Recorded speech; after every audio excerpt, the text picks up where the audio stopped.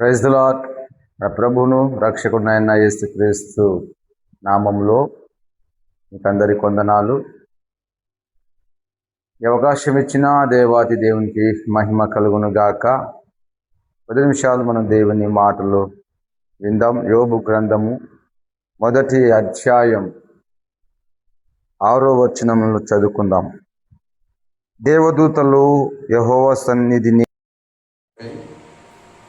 వచ్చిన దినము ఒకటి తటస్థి. ఆ దినమున వచ్చాను.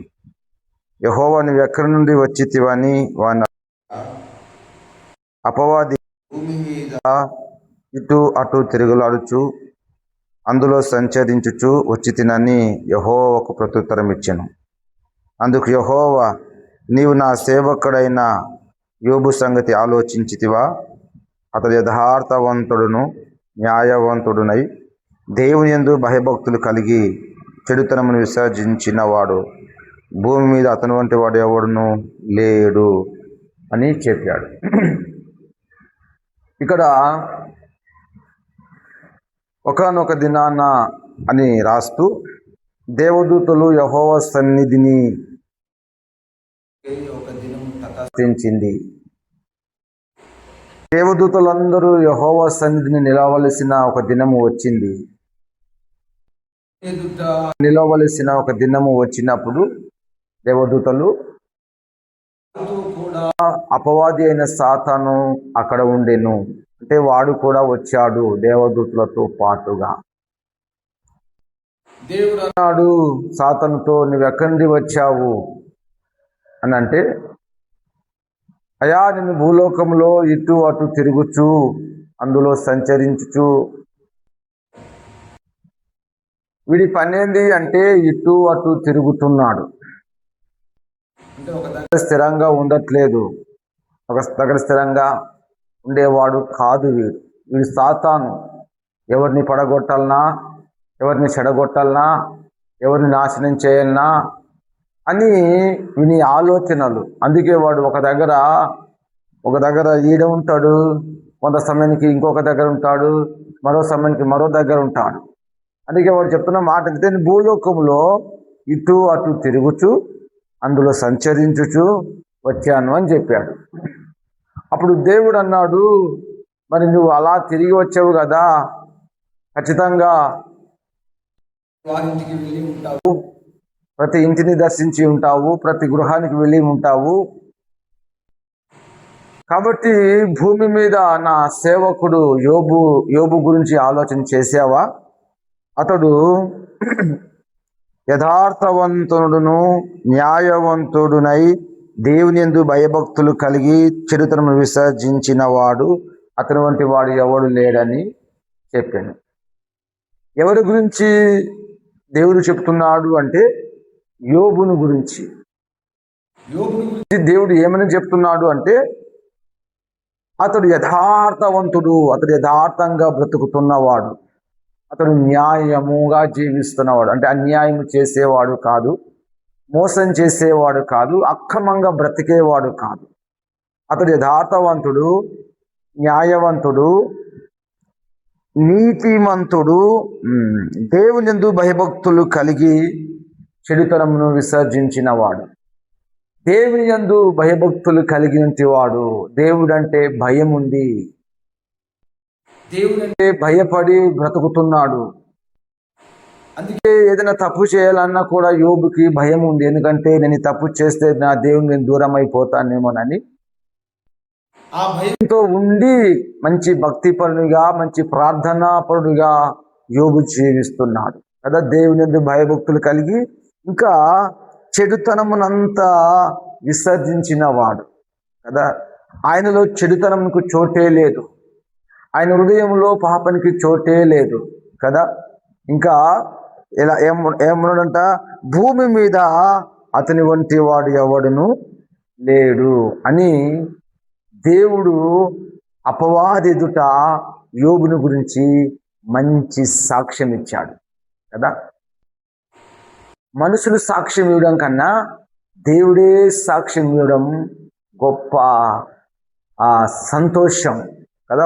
ఒక వ్యక్తిని గురించి, మన గురించి ఒక మనిషి మంచి సాక్ష్యం ఇస్తే అది మనకు చాలా సంతోషాన్ని కలగజేస్తుంది.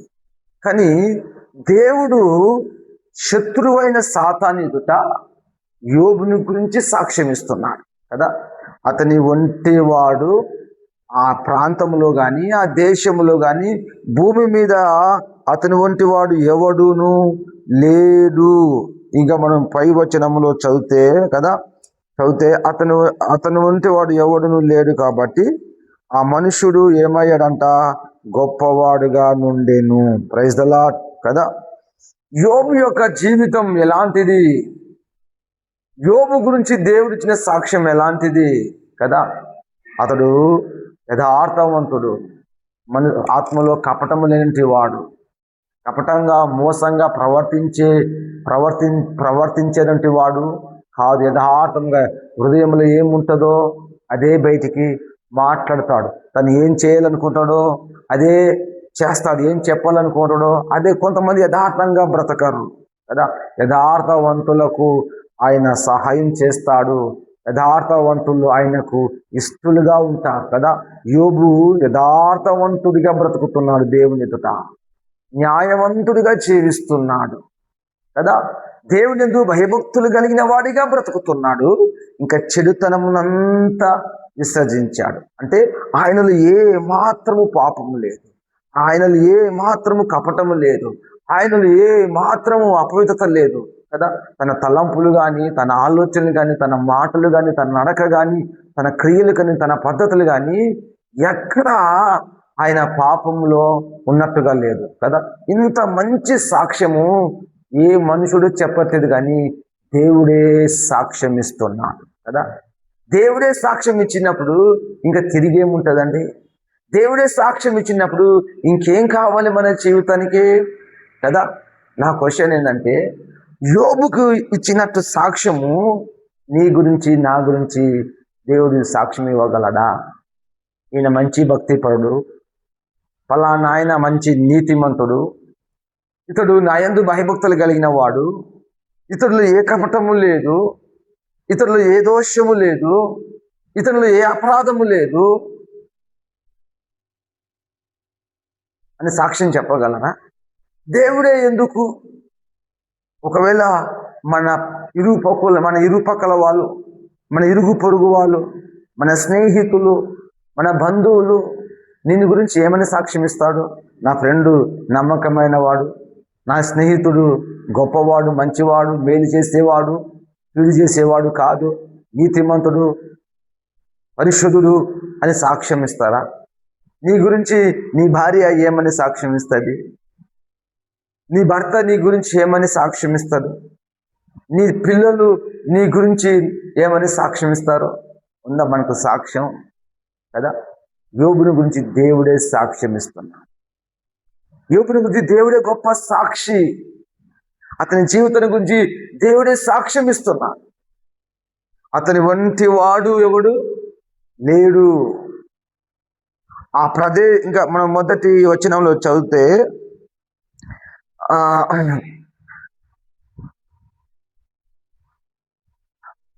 బహుమంది పనివారును అతనికి ఆస్తిగా ఉండెను గనుక తూర్పు దిక్కు జనులందరిలో అతడు గొప్పవాడుగా నుండెను. బహుమంది పనివారు అతనికి ఉండెను కదా. కనుక అతని వంటి వాడు ఒక్కడైనను లేడని దేవుడు సాక్ష్యం ఇస్తున్నాడు. ఈరోజు నీ సాక్ష్యం, నా సాక్ష్యం ఎలా ఉంది?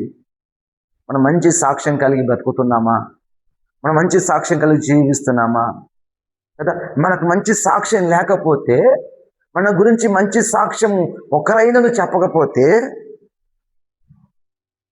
మనం దేవుని రాజ్యం మనం ఎలా స్వతంత్రించుకోగలం కదా. ప్రతి ఒక్కరికి ఒక్కొక్క జక్కయ్యను ఆ ఊర్లో ఏమనేవారంటే పాపి అయిన మనుషుడు అనేవారు. జక్కయ్యను ఆ ఊరిలో, ఇతడు పాపి అయిన మనిషిని ఇంటికి వెళుతున్నాడే, అతడు పాపం చేసేవాడు కదా, అతడు వ్యభిచారం చేసేవాడు కదా. దీని గురించి కూడా ఒకవేళ ఇలాగంటున్నారా, వ్యభిచారి వాడు, అబోధికుడు, వాడు మోసగాడు, ఆమె దొంగది, ఆమె వ్యభిచారి, వాడు నరహంతకుడు, వాడు జగడలు పెట్టేవాడు, వాడు కొట్లాడు పెట్టేవాడు, వాడు ప్రజలను మోసగించి సంపాదించేవాడు. జక్కయ్యను గురించిన సాక్ష్యం ఏంటంటే అతడు పాపి అయిన మనుషుడు.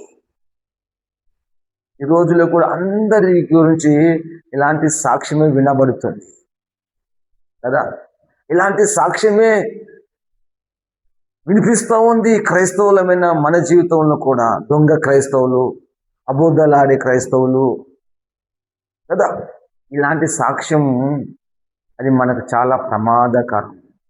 ఈ సాక్ష్యం ఎలా ఉండాలంటే 10 మందిలో ఫలానా ఆయన మంచివాడు, ఫలానా ఆయన దేవుని యందు విశ్వాసం కలిగిన వాడు, ఇలాంటి సాక్ష్యం కలిగి బ్రతకాలి కదా. యోబుని గురించి దేవుడు సాతాను ఎదుట ఏమైనా సాక్ష్యం ఇస్తున్నాడంటే అతని వంటి వాడు ఎవడు లేడు, అతడు చెడుతనమునంతా విసర్జించిన వాడు. నీవు విసర్జించావా? చెడుతనాన్ని, అపవిత్రతను విసర్జించావా? కోపాన్ని విసర్జించావా? ద్వేషాన్ని విసర్జించావా? దేవుని భయభక్తులు కలిగిన వ్యక్తిగా నువ్వు ఉంటున్నావా? నీ చుట్టుపక్కల వాళ్ళు, నీ సంఘంలో ఉన్నవారు ఆయన దేవుడు అంటే భయం భక్తి కలిగిన వాడు, ఆమె దేవుడు అంటే భయభక్తులు కలిగిన వాడు, మంచి భక్తి పరుల కుటుంబం అని సాక్ష్యం మన సంఘంలో మనకు సాక్ష్యం ఉందా? మనం న్యాయంగా బ్రతుకుతున్నామా? ఇలా లేకపోతే అది మనం ఒకవేళ ఆలోచించాల్సిన విషయం. ఒకవేళ నువ్వు ఇలా లేకపోతే ఒకసారి ఆలోచన చేయి, నువ్వు ఎలా బ్రతుకుతున్నావు అనేది. నీకున్న సాక్ష్యం ఏంటో ఒకసారి మనం ఆలోచన చేసుకుందాం. మోషేని గురించి దేవుడు ఏమని సాక్ష్యం ఇస్తుందంటే, మోషే నా ఇల్లు అంతటిలో నమ్మకమైన వాడు కదా. చదువుదాం, సంఖ్యాకాండము 12వ అధ్యాయంలో ఒక మాట చదువుకుందాం. సంఖ్యాకాండము 12వ అధ్యాయము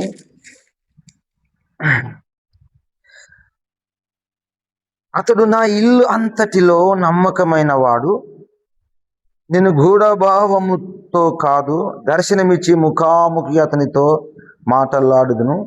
అతడు యెహోవా స్వరమును నిదానించి చూచును. కాబట్టి నా సేవకుడైన మోషకు విరోధముగా మాట్లాడుటకు మీరేలా భయపడలేదు.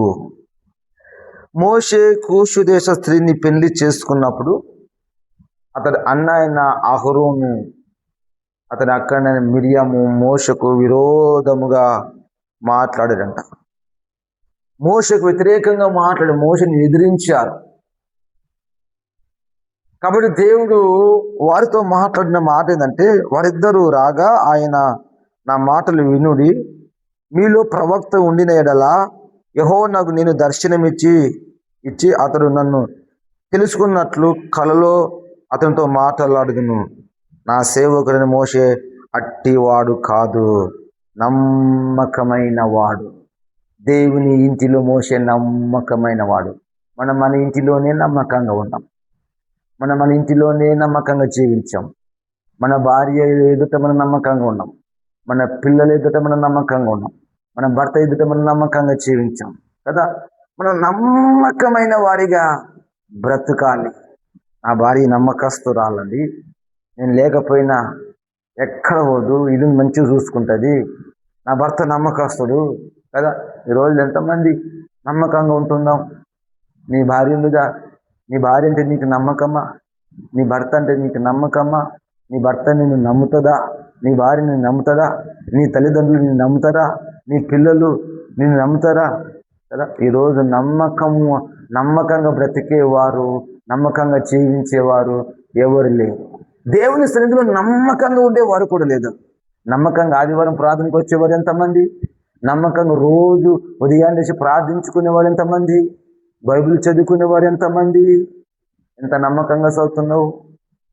నమ్మకంగా దేవునికి దశమ భాగాలు ఇచ్చేవారు ఎంతమంది? మనం ఏ విషయంలో నమ్మకస్తుడు? నమ్మకమైన వారికి మెండుగా దీవెనలు కలుగుతాయి. మోషే దేవుని ఇంట్లో నమ్మకస్తుడు. దేవుడు ఏ పని చేసినా, ఏ పని చెప్పినా నమ్మకంగా చేశాడు. నేను చేయలేని ప్రభువా అనలా. యెహోవా తనకు చెప్పినదంతయు మోసే చేసెను. దేవుని కార్యాలు, దేవుని పనులను, ఆ పనులు జరిగించే విషయంలో మోషే వంటి నమ్మకస్తుడు దేవునికి ఎవరు కనబడలా. అందుకే నా ఇల్లంతటిలో మోషే నమ్మకమైన నత్తివాడే కావచ్చు, కానీ దేవుని పని చేస్తున్నప్పుడు, దేవుని ఎదుట నిలబడుతున్నప్పుడు ఆయన నిర్దోషిగా కనబడుతున్నాడు. మనం ఎలా కనబడుతున్నాం? దేవుని ఎదుట మనం ప్రభు ఎదుట ఎలా కనబడుతున్నాం? మనం యేసయ్య ఎదుట మనం ఎలా జీవిస్తున్నాం? నమ్మకంగా ఉంటున్నామా? నమ్మకంగా బ్రతుకుతున్నామా? మనం నమ్మకమైన వారిమైనా? ఒకవేళ నువ్వు నమ్మకంగా ఉండకపోతే, ఒకవేళ నీ పరిశుద్ధత లేకపోతే, ఒకవేళ నీకు మంచి సాక్ష్యం లేకపోతే, నీ వీధిలో, నీ కుటుంబంలో, నీ సంఘంలో నీకు మంచి సాక్ష్యంగానే లేకపోతే, ఈరోజు నువ్వు మంచి సాక్షిగా నిలబడదు కాక. మనం బ్రతకాలి, మంచి సాక్ష్యం కలిగి మనం జీవించాలి కదా. దేవుడి మోషేని గురించి సాక్ష్యం, అబ్రహాముని గురించిన సాక్ష్యం, యోబుని గురించిన సాక్ష్యం, దావీదుని గురించిన సాక్ష్యం. అతను నా హృదయానుసారుడైన మనుషుడు, యెషై కుమారుడైన దావీదు నేను కనుగొంటిని. అతను నా హృదయానుసారుడైన మనుషుడు కదా. మనం ఎలా ఉన్నాం? నువ్వెలాగున్నావు? నువ్వెలా జీవిస్తున్నావు? ఈ లోకంలో మనుషులు ఎలా బ్రతికినా కానీ నువ్వు మాత్రం దేవుని యందు భయభక్తులు కలిగి చెడుతలను విసర్జించి మోషేలాగా, మన పితరులాగా కదా మనం బ్రతకాలి. యేసు ప్రభువు జక్కయ్యని గురించి ఏమంటాడంటే లాస్ట్కు, ఇతడు కూడా అబ్రహాము కుమారుడే. ఊళ్ళందరూ పాపి అయిన మనిషి అన్నాడు. ఇంటికి వెళ్ళిన తర్వాత తనకున్న స్థితిని అంతా యేసు దగ్గర ఒప్పుకొని విడిచిపెట్టిన తర్వాత తన ఆస్తుల సగం భాగం బీదలకు ఇస్తానయ్యా, నేను ఎవరి దగ్గర అన్యాయంగా తీసుకుంటే వారికి 4 చెల్లిస్తానయ్యా అని ఒప్పుకున్న తర్వాత అప్పుడు దేవుడు అంటున్నాడు, ఇతడు కూడా అబ్రహాము కుమారుడే కదా. ఇంతకంటే మంచి సాక్ష్యం మన సాక్షి గొప్ప సాక్షి సమూహంలో మనము కూడా ఉండినట్లు మంచి. ఒకవేళ సాక్ష్యం లేకుండా జీవిస్తున్నాము నీ కుటుంబంలో, నీ సంఘంలో, నీ ప్రాంతంలో, ఈ రోజు నుంచి మంచి సాక్షి యేసయ్య కొరకు జీవించు. మంచి సాక్ష్యం కలిగి పోరాటం చేయి. ప్రభు కృప తోడుగా ఉండి నడిపించి బలపరుచునుగాక.